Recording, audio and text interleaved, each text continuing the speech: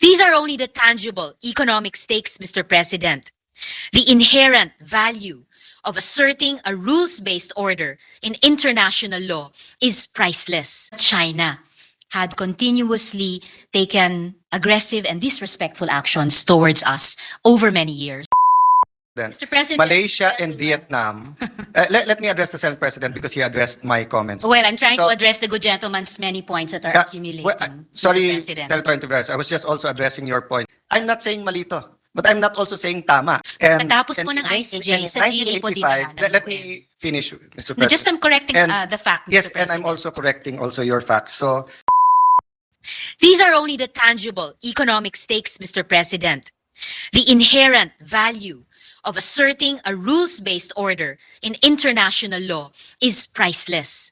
A guaranteed defense of predictability and stability for weaker states like the Philippines.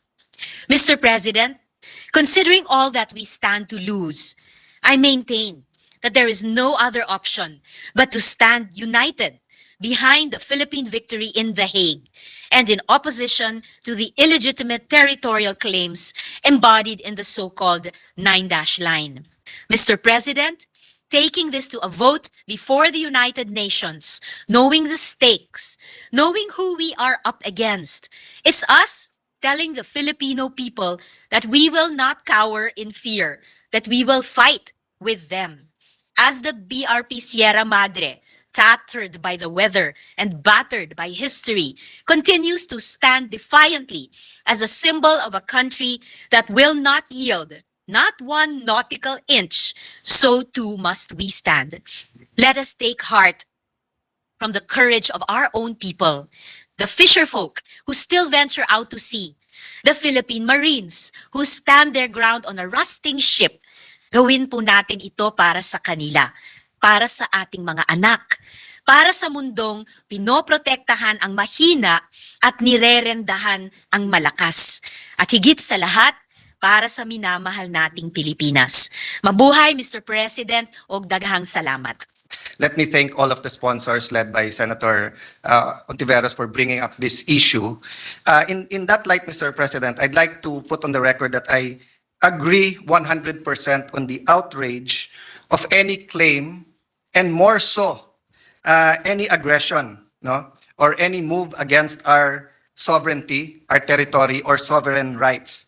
I also join the good senators and sponsors in commending our frontliners. Yan po man ay Coast Guard, yan po man ay Bureau of Fisheries, yan po man ay private fishermen na naghahanap lang ng hanap buhay. Having said that, to the statement that we have no other choice, I feel that there is a need for a discussion because the Duterte and the Aquino administration did show that there are many choices and different approaches.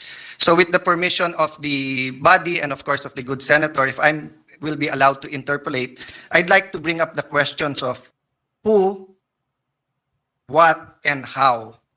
So the first question I'd like to ask is that,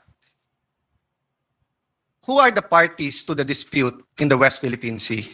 If I may ask that to the good sponsor. Yes, Mr. President and good gentleman from Taguig and Pateros.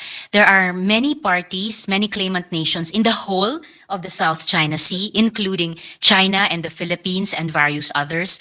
But those who are particularly standing across each other in the West Philippine Sea, actually, Mr. President, dapat iisa lamang. Dapat tayo lamang ang Pilipinas. But China had continuously taken aggressive and disrespectful actions towards us over many years, so that finally, in 2012, the Philippine government took the action of bringing a case against her, against China, before the Permanent Court of Arbitration in The Hague. Senator Cayetano, is magandang makipag-usap kung yung kausap mo ay matino. Sa totoo lang. Ang problema, kausap ni President Marcos, first state visit niya ay China. Nakausap niya po si President Xi, and during that meeting, they were very cordial, very friendly, and nagsabi po nila, they will continue to engage on freedom of navigation or movement within the West Philippine Sea. Wala pang ilang linggo na dumaan, ayun na po yung pag-take over na po ng green lighting or mga Green lace. harassment ng ating mga white ships po ito, Coast Guard and our fisher folk. As a matter of fact, since then, the President has called the ambassador several times to Malacanang. If you ask me, I would have been more harsh, actually. So, mahirap ang kumausap sa isang bansa na hindi man naman matino. You started with your speech by saying that it was a phrase from the Bible. Fortunately, our friends in China do not believe in God, and nor do we believe in the Bible. Because I remember talking to one and I said, "Are you Buddhist?" Sabi niya, "No, I'm communist." So wala silang pinapaniwala na Diyos. So tayo, naniniwala po tayo sa Diyos, takot po tayo kay Allah and to God. Mahirap kausapin yung isang bansa na hindi po takot sa kay Allah o kay God kasi wala po Well, silang Mr. President. Mr. pinapaniwala. President, I will just end by saying, I'll just end this statement by saying this. If there were goodwill measures being done by that particular country to our discussions and negotiations, wala po sana tayong problema. Unfortunately, even in our embassy here, nangyari na sa akin yan. Ako hindi naman nabudol, pero I was thrown under the bus when he told me something about Pogo and I shared it to everybody. Ang sabi niya, kasinungalingan, ay pala, totoo pala ang sinabi niya, and I can prove it with the witnesses that were with me there. We have a mutual respect for one another. Mr. President, that is So, my point President, precisely. My Mr. Pre- point is, it's very hard to talk No, to my another point party. precisely, Mr. President. Mr. President. Malaysia and Vietnam. Let me address the Senate President because he addressed my comments. Well, I'm trying So- to address the good gentleman's many points that are accumulating. Well, sorry, Mr. President. Senator Hontiveros, I was just also addressing your points. Actually, hindi pa tapos ipakita yung pictures ng Malaysia. No? But yung point ni Senate President, Sir Senate President, as I said, I share with you the outrage. I share with you the frustration, ba't nangyayari to, ba't kinausap ng Presidente. But I also see the historical past. Ng panahon ni President Duterte, layer after layer ng communication hanggang maayos to prevent. I don't know if this chamber was informed. There was even a time for almost 2 months, mahigit 1 month. Hindi nagsasagutan ng telepono ang ating Coast Guard at China. Pero during the Duterte administration, pinagbawal ng both sides na hindi sagutin ng both sides yung telepono ng Coast Guard. Kasi sabi nila, di ba na mag-away yung gray ship, yung hindi pwede na yung Coast Guard na kung saan may emergency, hindi nag-uusap. So my point is, Mr. President, precisely why it's not happening between the Philippines and Malaysia at Vietnam, but it's also not happening between Vietnam and Malaysia and China is because they found a way to work it out without other superpowers and may malinaw na usapan. Is Vietnam and Malaysia satisfied? Of course not, because they believe it's theirs. Are we satisfied? No also. But I'm saying, Mr. President, in our desire to do something, we have to ask first, tama po ba nasa UNGA? Secondly, in our desire to do something against the biggest one, dahil mas malaki ekonomiya, mas marami sila, mas malakas ang kanilang navy, do we ignore our problems naman with Vietnam and Malaysia? And lastly, Mr. President, yes, mali kung nagsabi ang China na hiningi nila. But again, I mentioned this to the majority leader. Under international law, kung meron kang something in space at mahulog, hindi pwede kunin ng ibang country yon. The only thing you can do is inform that country at sila kukuha. So kung may nahulog galing sa satellite ng China sa Pilipinas, ang obligasyon ng Pilipinas, tawagan ng China at kunin. Hindi rin pwedeng makipag-agawan ang tao natin. Baliktarin man natin ang sitwasyon. Sinabi ni Pangulong Marcos, may 2 tayong bagong satellite. Pag yan po nahulog, let's say in between the waters of Hong Kong and mainland, we cannot get it. The Chinese cannot get it. They're obligated to tell us. Ngayon, kung may miscommunication or they lied to us, mali, I do not excuse that. No? I was a very tough negotiator. Grabe po ang mga sinabi ko behind closed doors because yun po ang instruction ni President Duterte. Remember, a diplomat cannot say anything of his personal opinion. Only that of the instructions of the chief diplomat. So that's what my point here today, Mr. President. The chief diplomat has not stated that he wants this taken up sa UN. And yes, we're not a rubber stamp. And yes, may sariling pag-iisip ang Senate. Pero ang konstitusyon mismo nagsasabi na dapat ang presidente ang may diskarte at jurisprudence ay nagpapatunay nun. Sabi po dito, Pimentel versus Executive Secretary, GR 158088, July 6, 2005. In our system of government, the President, being the head of state, is regarded as the sole organ and authority in external relation and is the country's sole representative with foreign nations. This would put the Senate and executive in an awkward position and could cause embarrassment in the Senate if the President orders the DFA not to file the resolution. On the other hand, if it is going to file the resolution, why not hear this in committee, get the input of the National Task Force, get the input of 24 senators, and strengthen it? There's another question of, is it the General Assembly or is it the Security Council? Because in cases where peace is at stake, the Security Council has the authority. Or is it a case of implementation? So should we go back to the permanent court of arbitration? So that's my point, Mr. President. Even I'm not saying malito, but I'm not also saying tama. Bakit? Hindi ko po naririnig kung anong instructions ng presidente sa DFA. Hindi ko pa po naririnig ang ambassador natin sa US. Ano yung sinasabi niyang bagong guarantee ni President Biden? Yan po ba ay guarantee sa freedom of navigation lang or pwede na tayo mag-dig for oil? Pwede na tayo mag-drill? So this is such a complex, but I would agree with you, Mr. President. I see your passion. I talk to you in the back in your office and you are just, full of frustration na ang linaw naman na sa atin to. But as I'm saying, Mr. President, Malaysia has its frustrations, Vietnam has its frustrations, even China sometimes has its frustrations with other countries, with world powers, and even with dealing with us. For example, Mr. President, meron tayong meron tayong agreement, walang magtatayo. There was a time that some of our fishermen with some of our personnel tried to put nipa hats, sabi pahingahan lang daw.